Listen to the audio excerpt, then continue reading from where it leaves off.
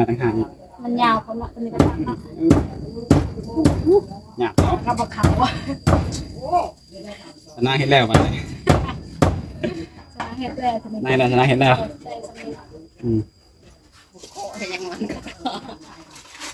มันมาอยู่ให้ได้จ้ะเนาะสำหรับมันเปื่อยจังได๋ก็มาลงให้มันแหละเฮ็ดกินจังสนางนี่ต้มข้าวปุ้นเฮ็ดกินชูผู้บ่าวบ่คือไปได้นี่โอ้ก่อนเพิ่นสิมาหานี่เพิ่นนัดบ่คือไปได้เพิ่นโทรมานัดบ่หรือไปได้โอ้มีโทรศัพท์มาแบบเซอร์ไพรส์โอ้มาแบบบ่ฮู้ตัวเนาะเฮ็ดกินซ่าหน่อยนึงเพื่อนชาวนางก็แบบนี้แหละโอ้นี่บ้านของชาวนางเนาะบัดนี้ชาวนางแบบนี้แล้วแต่ละมื้อก็ชาวนางบ่เห็นอยู่กินแม่นั่นเธอคอยนั่นเธอก็พ่อแม่นะตัวนี้นะมันเฮ็ดพอถือใจเขาผู้ใดอยากเฮ็ดนะผู้ใดว่าแล้วนะแต่ว่าจะกินอะไรเฮ็ดเอานั่นเองมันบ่แม่ผู้ใดอยากเฮ็ดเอาผู้ใดบ่อยากไปก่อนเนาะ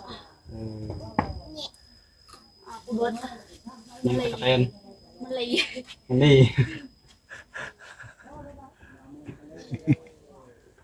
เลยมาเฮ็ดมันบ่รอดมันเนาะมันนี่ลี่บ่วิดนี่ไงมันบ่วิดต้มน้ำอุ่นขอบคุณผู้บ่าวมาจะเถื่อแล้วนี่บ่าวยังบ่เห็นมาได้ผู้มามื้อนี้นะยังบ่มีเลยได้สมามื้อนี้นะผู้บ่าวเหรอวะแม่แน่ได้เถื่อแล้วเรามามื้อนี้แต่เรามาเนี่ยมาบ่2 2เดือนนี่มาซื้อนี่เราก็มาซื้อนี่แล้วมาจะพาเพิ่นสาวนางกันสนางตกลงกับลาวแล้วบ่คือไปได้นี่ยังบ่ฮู้นะตัวนี้พ่อแม่ก็ยังบ่ได้ตกลงพ่อแม่ว่านั่นล่ะเบิ่งก่อนเบิ่งกันก่อนเนาะโอ้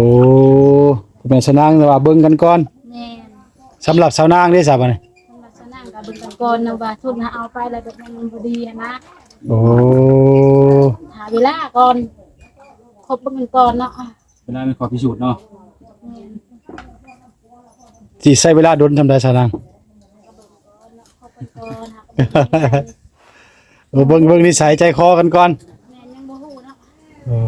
หรือว่าสนางมีคนให้เลือกหลายบ่จักบ่มาไปอีกเนาะโอ้คันว่าผู้ใดฮ้อนเนาะมันบ่มีเนาะเขานอนอยู่ทางมันอากาศมันบ่นั้นปานใดติอยู่ทงไห้ทงนาพี่เนาะก็บ่ฮ้อนปานใดติช่วงนั้นนะจ๊ะช่วงเดือน3เดือน4เดือน5นี่นะเฮากับนู้นแบบซั่นน่ะมันบ่ฮ้อนนี่บ่ฮ้อนในใจหันฮ้อนแต่เฮาบ่มีเฮาก็เลยนอนไปอยู่จังนั้นแบบมีนอนแม่นว่าสิปืนใจก็บ่มีเงินซื้อตัวนี้ก็เลยอยู่ธรรมชาติเบิ่งเพื่อนเลยก็ถามหัวเบิดฝนตกนี่คือเปียกหมดตำนี้เนาะเปียกหมดขนาดพัดลมนี่ก็เปียกจะมื้อได้แล้วมันสิตายเนาะมันบ่มีบ่อนมาแม่นก็เลยแบบอยู่ในธรรมชาตินั่นแหละเพื่อนตัวนั้นก็เปียกเพื่อนตัวนี้ก็เปียกเพื่อนดินก็เปียกไหนเปียกกันบ่มันหัวอยู่เพื่อนหลังคานี่บ่ดีแบบมันหัวเนาะนั่นก็ได้ลมพัดแล้วก็ไปแตะหัวนึงเปียกเบิดนะเพิ่นเจ้านางก็ได้ครับเจ้านางก็เลยอยู่ไปแล้วพ่อแม่แบบพ่อแม่เฮาบ่ได้รวยตะกี้คันว่าพ่อแม่รวยตะกี้อาจจะแม่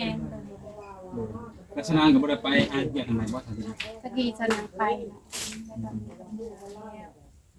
เจ้านางไปเมียงไปหาว่านไปหาได้สิได้อะไรแบบนั้นโอ้เงินได้แล้วครับมาแม่ไปไทยเด้บ่เคยไปบ่สนางโอ้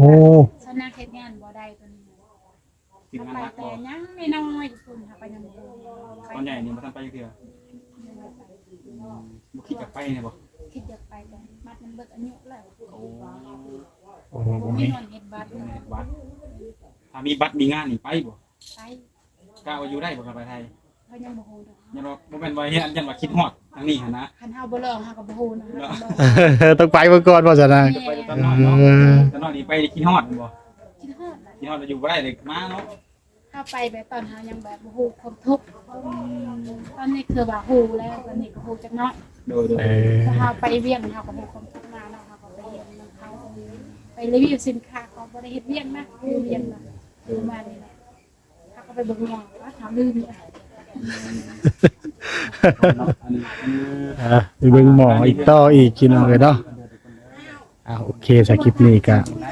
สิประมาณนี้ก่อนพี่น้องเนาะไว้ไว้รวมกันอีกทีหน้าคือสาวนางเพิ่นก็ยังเฮ็ดอยู่เฮ็ดกินนั่นแหละพี่น้องเอ้ยเนาะคือมีทั้งทีมงานเพิ่นมาลิ้นมาเที่ยวนำแล้วก็สาวนางก็เฮ็ดอยู่เฮ็ดกินคือว่าเป็นการรบกวนเพิ่นเนาะก็ไว้เพิ่นเฮ็ดกินเฮ็ดอยู่แล้วจึงคอยคอยล้มคอยเว้ากันใหม่เนาะโดยสำหรับคลิปนี้ก็เอาสำนี้ก่อนสบายดี มานางบ่ซุมใส่กันมันกดบ่บ่ซุมไปใส่กันให้ดกมันทุกวัยหาเก่งชนะอีกแล้วมื้อนี้เนาะ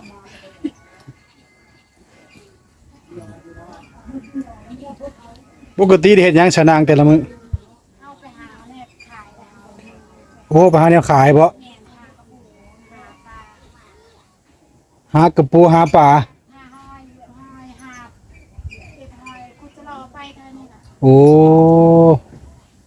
สิเขาแบบนี้แหละบุญ ถือว่ามื้อนี้นี่ผู้บ่าวมาหาแล้วโจ๊ะหาเงิน ไปตลาดอันนี้ โอ้เอาไปขายแล้วมื้อนี้เนาะ แม่น หามาแล้วแม่เอาไปขายให้บ่โอ้ ขายได้เอาตำกระปุ่นนะตำกระปุ่นพาเบากิน ตำแซ่บบ่ติดใจบ่เมื่อยนะจ๊ะ กระปุ่นนี่ผู้บ่าวซื้อมาต้อนบ่คือสาวนางซื้อละถ้า ตัวนี้ยังบ่ฮือนะบ่ฮู้ว่า FC ซื้อมา โอ้ FC ซื้อมาเดี๋ยวนะผู้บ่าวเพิ่นมาหาสาวนางเพิ่นซื้อมาเฮ็ดชูกันกินบ่แม่นบ่ หรือว่าเราซื้อก็บ่ฮู้นะตัวนี้เฮาก็บ่ฮู้นะ บ่ได้ถามแล้วบ่ซะ บ่ได้ถามบ่ได้ถาม โอ้ยผู้บ่าวก็บ่มีผลงานแล้วอันนี้ มีจังได๋นอกจากกระปุ่นให้สุขภาพกินมื้อนี้ มีแต่กระปุ่นนั่นแหละ มีกระปุ่นบ่ มีหยังถ้าเพื่อนชาวนางแบบนี้แหละสหายชาวนางเนาะ ดูนี่เด้อธรรมชาติดีสาวนางเอ้ย สมบัติ แม่น ทุกอย่างไม่ดี อยู่กับธรรมชาติก็ดีแหละ บางคนก็ว่าดีเนาะบางคนก็ว่าเอ้ยรักทุกอย่างเนาะแต่คนมากแล้วคนมากนี่เนาะ อยู่กับคนเนาะ แม่ คนเขาก็เว้าหน่อยนึงคนเขาก็หน่อยนึง คนก็ว่าหนังเขาจะเราพออยู่ได้เนาะ อันนี้ละลมธรรมชาติอยู่ธรรมชาติสบายบ่ต้องปวดหัวกับหยัง อยู่พี่เนาะ ชิวๆชิว สาวนางครัวกินพี่น้องเอ้ย ครัวแล้วตกแต่งกันมาสุกบ่สุกหรือบ่สุกบ่ซิมบ่ขาย ๆให้ชิมอีกว่าอะไรกัน สาวนางครัวสุกแล้วก็สุกเลยเนาะ ยันมันกินบ่ได้ยันบ่ถึกแต่ อาหารสาวนาง อันนั้นนะ ถือ เต้ ว่าน ก็มาก่อ ก็ หมักคลอแคลได้มาก้อเนาะสาวนาง ถือว่า เพื่อนสาวนางนำกิน ถือว่า สนางกินน้ำยัง อาหารตอนรับผู้บ่าว น้ำสร้าง น้ำสร้างหวานได้น้ำสร้างเนาะ แม่ ดูขออนุญาตนำเนาะ เพื่อนสาวนางมันจนบ่ได้รวย โอ้ นี่เนาะ สิประมาณคนเนาะบ้านของสนาง นางเลย บ่ได้บ่ บนนั่นสาวนาง โอ้น้องนอก นี่อันนี้คือบนน้องอันนี้บนแม่เบิ่งในมุมแม่ค่ะ มุงขาดเนาะ ภาพนอนบ่มีดอกไผ่ก็นอนไปแบบไผ่เพื่อนก็บ่มี ผมมีไฟบ่นี่ พัดลมก็บ่มีนั่นแบบธรรมชาติ เอาตะกี้คือบ่มีพวกนี้ครับ มีแต่ตัวเย็นนี่แหละ โอ้ฮัก มันตายแบบนี้แหละมันตายบ่มีวันซื้อตอนนี้ก็เลยหาไปก่อนเนาะอยู่ไปก่อน ไฟฟ้านี่มีเนาะสาวนางเนาะ มี โอ้คือเดี๋ยวไฟบ่ฮ้อนใช่เนาะ ถ้าบ่มีเราก็ โอ้ อยู่ไปต่อ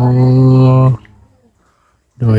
พี่น้องเอ้ย ได้ครับได้ครับเอาเนาะสาวนางก็สอนมาหลายปีแหละสอนนาง จักปีเลย 6 ปี โอ้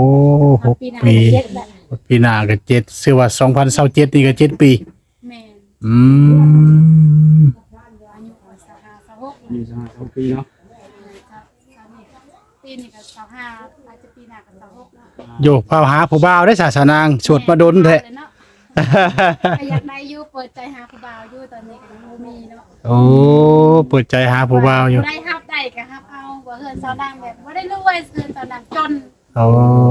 โดย เวอ่านหาหนึ่งเวลาฝนตกฟ้าลมมาเป็นได เปียกเบิด เปียกบ่ แม่น มันอยู่บนนอนหนึ่งก็เปียกบ่ แม่นอนไปนี่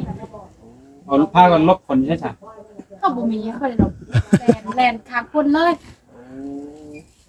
พ่อแม่ก็เปียกคุณแลนไปอยู่เฮือนนอน สมมุติว่าเวลาฝนตกอีกคือต้องไปเปียกเนาะ แม่น มันอยู่บนนอนหนึ่งก็เปียก เปียกเบิดเขาเลยนอนไปค่ะบ่มีเด้ บนนอนกับบนนอนเปียกกับนอนบ่ แม่นก็ต้องสู้เด้ค่ะบ่มีก็เลยนอน เอ ไป อ ขนาดฮ้อนก็ยังนอนไปเนาะมันบ่มี ใส่พัดลมมือถือเนาะสาวนาง